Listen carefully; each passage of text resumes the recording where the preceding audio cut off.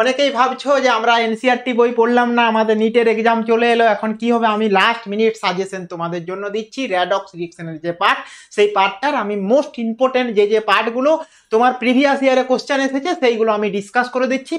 10 minute maximum lecture হবে, সেই 10 minute তোমরা ফার্স্ট থেকে লাস্ট পর্যন্ত দেখলে তোমাদের র্যাডক্স রিঅ্যাকশনের বেসিক আইডিয়া কিন্তু কমপ্লিট ক্লিয়ার হয়ে যাবে। এখান থেকেই তোমাদের প্রিভিয়াস ইয়ারের ম্যাক্সিমাম কোশ্চেন এসে থাকে, তোমরা যদি চেক করে দেখবে এইরকম টাইপে কিন্তু তোমাদের কোশ্চেন আসে। চলো দেখো ফার্স্ট একটা কোশ্চেন, যেটা হচ্ছে কি না, মিথেন নিচে মিথেনের সাথে ক্লোরিনের রিঅ্যাকশন হয়েছে, CCl4 ফর্মেশন হয়েছে। এখানে কার্বনের অক্সিজেশন স্টেট কি চেঞ্জ হয়েছে? মনে করো এই যে তোমার এখানে কার্বন রয়েছে, এই কার্বন থেকে এই কার্বন গেছে, তো এখানে অক্সিজেশন স্টেট কিভাবে চেঞ্জ হবে? সো যে কোনো কম্পাউন্ডের তুমি যদি অক্সিজেশন স্টেট বার করবে, তোমাকে একটা রুল ভাবতে হবে। সেই রুলটা কি হচ্ছে? CH4 এর আমি অক্সিজেশন স্টেট বার করব, তাহলে এখানে কি না, কার্বনটাকে আমি X কনসিডার করে নেব। কার্বনটাকে যদি আমি X কনসিডার করে নিই, তাহলে কি হবে? X প্লাস হাইড্রোজেন, আমরা অলরেডি জানি হাইড্রোজেন +1 স্টেটে স্টেবল হয়, তার জন্য হাইড্রোজেন কি হবে না, X প্লাস 1 × 4 করে দিলাম, ইকুয়ালস টু কি হয়ে যাবে না, 0 কনসিডার করলাম। তাহলে X ইকুয়ালস টু কি হবে? X + 4 = 0, তো X এর ভ্যালু তোমার -4 হয়ে যাবে। তাহলে কার্বনের যে অক্সিজেশন স্টেট চেঞ্জ হচ্ছে, চেঞ্জটা কি না, +-4 থেকে তোমার চেঞ্জ হচ্ছে এখানে CCl4। ঠিক সেইভাবে আমরা CCl4 কে কনসিডার করব কিভাবে না, এই কার্বনটা X করে নেব, X ইকুয়ালস টু এই X প্লাস -1 × 4 = 0 হয়ে যাবে। তাহলে X - 4 = 0, তো X এর ভ্যালু কত হয়ে যাবে? 4 হয়ে যাবে, +4। সো -4 টু +4 তোমার অক্সিজেশন স্টেট চেঞ্জ হচ্ছে। এটা অক্সিডেশন রিঅ্যাকশন হচ্ছে না, রিডাকশন রিঅ্যাকশন হচ্ছে? কমেন্টে লিখে বলো অক্সিডেশন রিঅ্যাকশন হলে কি হয়, রিডাকশন রিঅ্যাকশন হলে কি হয়। রিডাকশন মানে হচ্ছে গেইনিং ইলেকট্রন, অক্সিডেশন মানে লস অফ ইলেকট্রন। তো এখানে গেইন অফ ইলেকট্রন করছে না লস অফ ইলেকট্রন হচ্ছে, সেটা কমেন্টের মধ্যে তোমরা বলবে। সিমিলারলি তোমাদের প্রিভিয়াস ইয়ার কোশ্চেন এসেছিল, দেখো এখানে CrO5, দেখো CrO5 এ যদি তুমি ডাইরেক্টলি ক্রোমিয়ামের মাথায় তুমি X বসিয়ে নাও, দিয়ে তুমি ক্যালকুলেশন করো, তোমার কিন্তু সঠিক হবে না। CrO5 এর স্ট্রাকচার তোমাকে মনে রাখতে হবে, আর সেই স্ট্রাকচারটা কি হবে না, C double bond O, Cr double bond O, এখানে অক্সিজেন, কারণ এই অক্সিজেনগুলো কি পারক্সাইড লিঙ্কেজের মতো থাকে। আর এই পারক্সাইড লিঙ্কেজ যদি হয়, তাহলে তোমার কি হবে না, অক্সিজেন স্টেট আমরা সেম, এখানে অক্সিজেনকে X কনসিডার করলাম, তো X কনসিডার করার পরে কত রয়েছে? -1 × 4, কারণ 4টা অক্সিজেন -1 স্টেটে আছে। কারণ যেমন আমরা কি দেখি H2O, তো কি হয় না, অক্সিজেন 2- হিসাবে থাকে, কিন্তু এখানে H2O2 যদি আমরা দেখি, তখন কি হয়, O বন্ড থাকে, এখানে হাইড্রোজেন থাকে, যেটা কিন্তু কি না পারক্সাইড লিঙ্কেজ থাকে। আর পারক্সাইড লিঙ্কেজ যদি হয়, সেখানে -1 স্টেট হয়, আর -1 স্টেট যদি হয়, সিমিলারলি এখানে X প্লাস -4, এখানে কি হবে, অক্সিজেনের জন্য কি হয় না -2 = 0 করে নেবে। ঠিক আছে, সো X -6 = 0, তো X এর ভ্যালু কত হচ্ছে? 6 হচ্ছে। সো ক্রোমিয়ামের যে অক্সিজেশন স্টেট সেটা হচ্ছে +6। এইভাবে তোমাকে অক্সিজেশন স্টেট ক্যালকুলেশন করতে হবে। সিমিলারলি দেখো এখানে কি না, CO2O রয়েছে। CO2O মানে কি না, দেখো 2X, আর এখানে কি প্লাস অক্সিজেন আমরা কি জানি না একটা রয়েছে, তাহলে -2 × 1 = 0, তো 2X - 2 = 0, সো X এর ভ্যালু কত হয়ে যাবে? 1 +1 হয়ে যাচ্ছে। তার মানে কপারের যে অক্সিজেশন স্টেট সেটা হচ্ছে +1। আর এইটা মনে রাখবে সব থেকে ইম্পর্টেন্ট, বাইরে যদি মাইনাস থাকে তখন আমাদের এদিকে কি প্লাস হয়ে যায়। সো দেখো Cr2O7 রয়েছে, এখানে Cr2 কি করব না, ক্রোমিয়াম অক্সিজেন ধরে নিয়েছি, তো 2X হয়েছে, 2X প্লাস এখানে কি 7টা রয়েছে, মানে -2 × 7, আর -2 রয়েছে 2 মানে +2 = 0। So 2X - 14 + 2 = 0, so 2X - 4 12 = 0, so X এর ভ্যালু কত হয়ে যাবে? 12/2, সো তোমার কত অ্যান্সার হবে এখানে? 12/2, তো +6 তোমার হচ্ছে অক্সিজেন স্টেট। এই জন্য ক্রোমিয়ামের যে অক্সিজেন স্টেট সেটা হচ্ছে কত? +6। এটাও কিন্তু তোমার প্রিভিয়াস ইয়ার কোশ্চেন এসেছিল। সিমিলারলি আরেকটু আগে যদি আমরা দেখি, HAuCl4, এটা তো ডাইরেক্টলি তোমাদের এনসিইআরটি বই থেকে এসেছে। যেমন এই যে সিলভারের অক্সিজেন স্টেট কত, তো এখানে X নিয়ে নিচ্ছি। হাইড্রোজেনের জন্য +1 হয়, ক্লোরিনের জন্য -4 হয়, কারণ -1 × 4 = 0। তো x - 3 = তোমার কত হচ্ছে 0। সো x এর মান কত হয়েছে 3 +3, যেখানে কি x ভ্যালু কত হলো +3।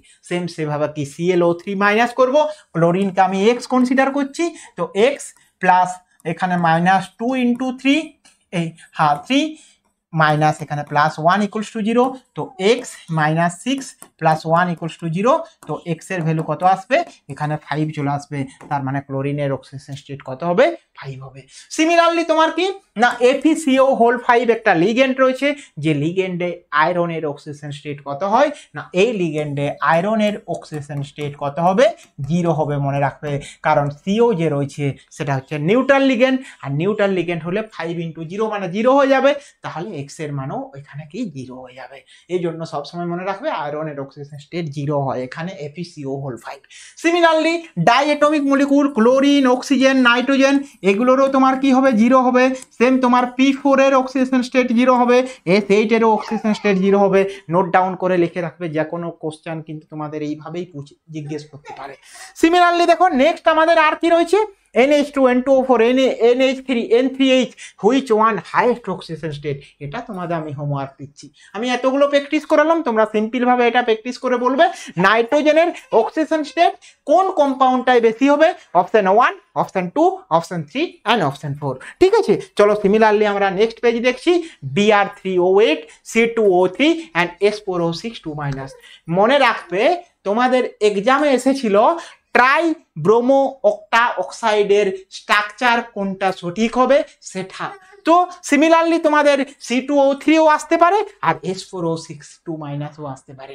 সো এখানে BrO3 যে স্ট্রাকচার হয় সেটা কিভাবে লিখবে তুমি, এটা ব্রোমিন, এখানে ব্রোমিন লিখে দাও, এখানে ব্রোমিন লিখে দাও, এই বাইরে দিকে তুমি 3টা অক্সিজেন বসিয়ে দাও ডবল বন্ডও, এরকম 3টা অক্সিজেন বসিয়ে দাও এখানে, আর এই Br এর যে ডবল বন্ডও আর এটা ডবল বন্ডও রয়েছে, তাহলে Br +4 এটা +6 এটা +6, এটা হচ্ছে এর perfect actual structure. Similarly C2O3 carbon sub oxide, C double bond C লিখো, ডবল বন্ডও, এটা হচ্ছে কার্বন সাব অক্সাইডের স্ট্রাকচার, এটা 0 স্টেটে থাকে, এটা +2 স্টেটে থাকে, এটাও তোমার +2, তখন অক্সিজেন -2, এখানে -2। তোমাকে এখানে স্টার মার্ক দিয়ে জিজ্ঞেস করতে পারে এই কার্বনটার অক্সিজেন স্টেট কত হবে, তো তোমার জানা দরকার কার্বন সাব অক্সাইডের স্ট্রাকচার এটা হয় আর অক্সিজেন স্টেট এটা হয়। আমি তোমাদের একটা হোমওয়ার্ক দিচ্ছি, এই কার্বনের কি হাইব্রিডাইজেশন কত, তোমরা কে কে বলতে পারো কমেন্টে লিখে জানাবে যে এই যে কার্বনটা রয়েছে এর হাইব্রিডাইজেশন কত। ঠিক আছে, sp3, sp2, sp কোনটা হবে। সিমিলারলি S4O6 স্ট্রাকচার যদি আমরা দেখি, বা অনেক সময় তোমাকে লিখে দিবে Na2S4O6 অথবা H2S4O6 এর স্ট্রাকচার লিখো, তোমার যেভাবেই দাও তোমাকে স্ট্রাকচারটা কমন হবে সেটা তোমাকে লিখে রাখতে হবে। কিভাবে না এরকম সালফার বসিয়ে দাও, প্রথমে সালফার, তারপরে এখানে ডবল বন্ডও, এখানে O- আর এখানে O-, এইটা হচ্ছে S4O6 এর স্ট্রাকচার। এখানে SS বন্ড থাকে, এই যে SS পারক্সাইড বন্ড থাকে, এটা তোমাকে মনে রাখতে হবে। এইরকম কোশ্চেন কিন্তু তোমাদের এক্সামে জিজ্ঞেস করতেই পারে, এটা এসেছিল 1 বছর, এটাও আসতে পারে অথবা এটা আসতে পারে। ঠিক আছে, সিমিলারলি লাস্ট তোমাদের একটা পার্ট আমি বলে দিচ্ছি, দেখো এখানে ব্রোমিন রয়েছে, এই ব্রোমিন থেকে দেখো একবার HOBr রয়েছে আর এটা HBr রয়েছে, তাহলে দেখো ব্রোমিন মানে কি এর অক্সিজেন স্টেট 0, HOBr এর অক্সিজেন স্টেট কি হবে না Br যদি আমি এখানে x কনসিডার করি, x - 2 + 1 = 0, তো x - 1 = 0, তো x এর ভ্যালু 1 হচ্ছে, তাহলে একটা 0 থেকে 1 অক্সিজেন স্টেট হয়েছে। সিমিলারলি এখানে কি HBr, তাহলে H + Br - মানে হচ্ছে এর -1 অক্সিজেন স্টেট, একটা +1 অক্সিজেন স্টেট হচ্ছে, একটা -1 অক্সিজেন স্টেট হচ্ছে, মানে এটা কি এই কি তোমার একটা অক্সিডেশন রিঅ্যাকশন হচ্ছে, এখানে অক্সিডেশন হচ্ছে, একটা রিডাকশন রিঅ্যাকশন হচ্ছে বা ডিসপ্রপোর্শনাল রিঅ্যাকশন হয়। তো এটাও তোমাদের প্রিভিয়াস ইয়ার কোশ্চেন এসেছিল। সিমিলারলি কোশ্চেন তোমাদের দেখো এই রকম ভাবেই আসবে, তোমরা ভালোভাবে এটা নোট ডাউন করে রাখো। যারা ছেড়ে দিয়েছিলে পুরোপুরিভাবে রেডক্স রিঅ্যাকশনের আমি কোনো পার্ট করব না, তাদের জন্য এটা কিন্তু খুবই ইম্পর্টেন্ট। তারা এই লেকচারটা দেখে এই পার্টগুলো শুধু দেখে তোমরা এক্সাম দেওয়ার আগের সময় একটু দেখে চলে যাবে। ঠিক আছে, চলো এখনের জন্য বাই বাই, দেখা হচ্ছে আমাদের নেক্সট ভিডিওতে। নেক্সট চ্যাপ্টার ঠিক এইভাবেই আমরা শর্ট ভিডিও নিয়ে আসবো, যেটা তোমার কিন্তু এই এক্সামের সময় কাজে লাগবে। ঠিক আছে, বাই বাই, দেখা হচ্ছে নেক্সট ক্লাসে।